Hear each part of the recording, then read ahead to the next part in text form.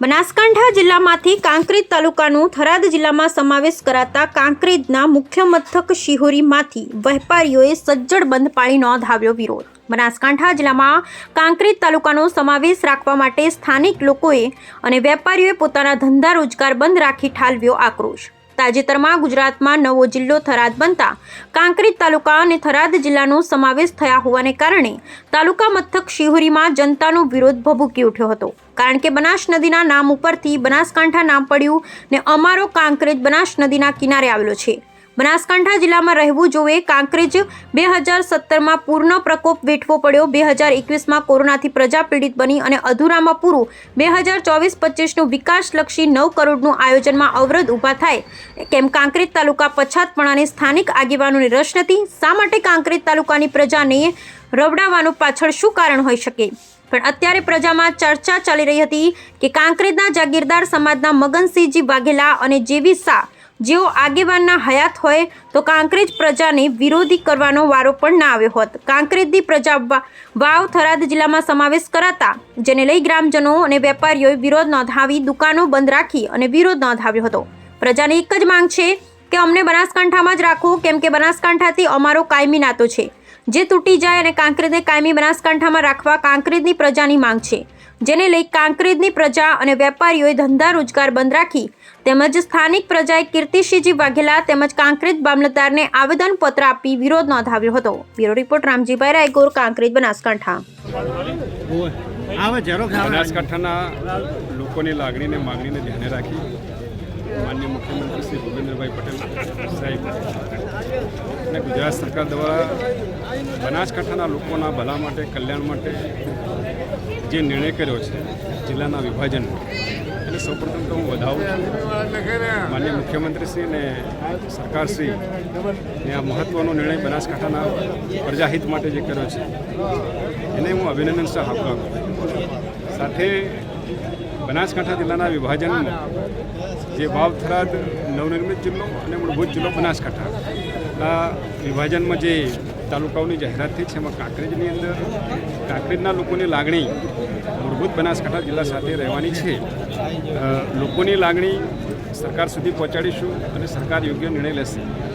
ભારતીય જનતા પાર્ટીની સરકાર હંમેશા પ્રજાના માટે, પ્રજાના હિત માટે, પ્રજાના કલ્યાણ માટે કામ કરે છે, એટલે સરકારમાં યોગ્ય નિર્ણય થશે એનો ચોક્કસ મને વિશ્વાસ પડે છે। ઓકે સાહેબ, લોકોની માંગણી છે કે જો એનું નિરાકરણ નહીં આવે તો આંદોલનના મૂડમાં પણ છે, શું કહેશો? નિરાકરણ થશે।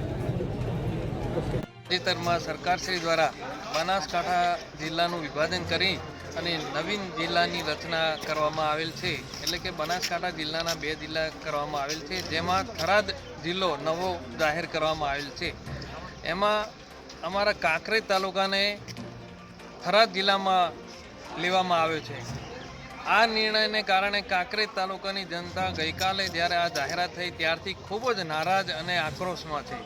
ગઈકાલથી જ સ્વયંભૂ લોકો આંદોલન કરવાના મૂડમાં છે। આજે શિહોરીની સમગ્ર પ્રજા અને વેપારીઓએ બંધ પાળ્યો છે, સ્વયંભૂ બંધ પાળ્યો છે અને આ આંદોલન ઉગ્ર બને એવું દેખાઈ રહ્યું છે। સમગ્ર કાંકરેજ તાલુકાની જનતા એટલે કે થરા અને આજુબાજુના ગામડાના સમગ્ર લોકો નારાજ છે કે થરાદ જિલ્લો ભલે બન્યો પણ અમે થરાદ જિલ્લામાં જવા માટે તૈયાર નથી, અમારે બનાસકાંઠામાં જ રહેવાનું છે। એટલે અમારી પણ સરકારને વિનંતી છે કે કાંકરેજ તાલુકાને ફેરબદલ વિચારણા કરી અને ફરીથી બનાસકાંઠામાં જ સમાવવામાં આવે।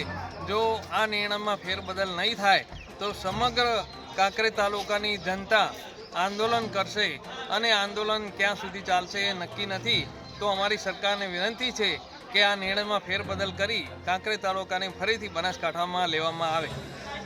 નમસ્કાર।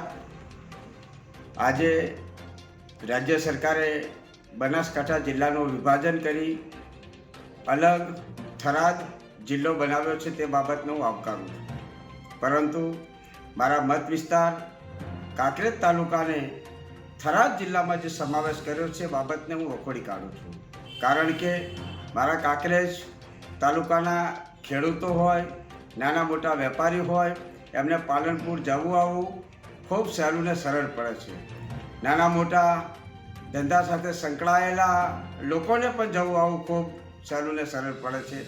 જ્યારે થરાદ જવું ખૂબ જ અટપટું ને અઘરું છે, ત્યારે આ તાલુકાને થરાદમાં સમાવેશ કરી અને જે નિર્ણય લેવામાં આવ્યો છે એ નિર્ણય યોગ્ય નથી. કોઈપણ પ્રકારનું ભૌગોલિક પરિસ્થિતિની તપાસ કર્યા વગર જે નિર્ણયો લીધા છે, હું સરકારને વિનંતી કરું છું કે કાંકરેજ તાલુકાને બનાસકાંઠા જિલ્લામાં જ સમાવેશ કરે એવી મારી વિનંતી છે. ગઈકાલે જે સરકાર દ્વારા થરાદ જિલ્લો જાહેર કરવામાં આવ્યો એમાં કાંકરેજ તાલુકાનો જે સમાવેશ કરવામાં આવ્યો છે તેને લઈને આજે અમારે શિહોરી ગામ સંપૂર્ણ બંધ છે અને અમે ઉગ્ર આંદોલન પણ કરીશું. જો સરકાર દ્વારા નિર્ણયને ફેરબદલ કરવામાં નહીં આવે અને બનાસકાંઠા જિલ્લાની અંદર અમારો સમાવેશ જે હતો એમને નહીં કરવામાં આવે તો અમે ભૂખ હડતાલ પર ઉતરશું અને ઉગ્ર આંદોલન પણ કરીશું અને જ્યાં સરકાર સુધી રજૂઆત કરવા જવું પડે ત્યાં પણ જઈશું. બનાસકાંઠા છે બરાબર છે ને કે પહેલાંથી પાટણ સારું પણ અમારે અહીંયા જાવ થરાદ નથી. એના માટે અમારો કરવામાં આવ્યો છે. અમારા કાંકરેજને જે બનાસકાંઠાથી થરાદમાં નાખવામાં આવ્યા છે, જેનો અમે વેપારી એસોસિએશન સખત વિરોધ કરીએ છીએ. આ કોઈપણ પ્રકારના સર્વે કર્યા વગર આ નિર્ણય લેવામાં આવ્યો છે.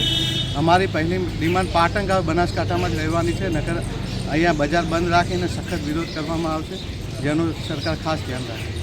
ખરેખર કાલે સરકારે જે જાહેર કર્યો, થરાદ જિલ્લો જાહેર કર્યો, આમાં કોંકરેજને લીધો છે ને એ ખરેખર તદ્દન ખોટો લીધો છે. કોંકરેજ તાલુકાનો અતિશય વિરોધ છે. એટલે આ કોંકરેજ તાલુકા તો જે છે એ બરાબર છે, બનાસકાંઠામાં છે ને એમાં બરાબર જ છે. બાકી આમાં ખરેખર આ કોંકરેજ તાલુકો બનાસકાંઠામાં નહીં રાખે તો આનું ખૂબ પરિણામ ભોગવવું પડશે ખોટું.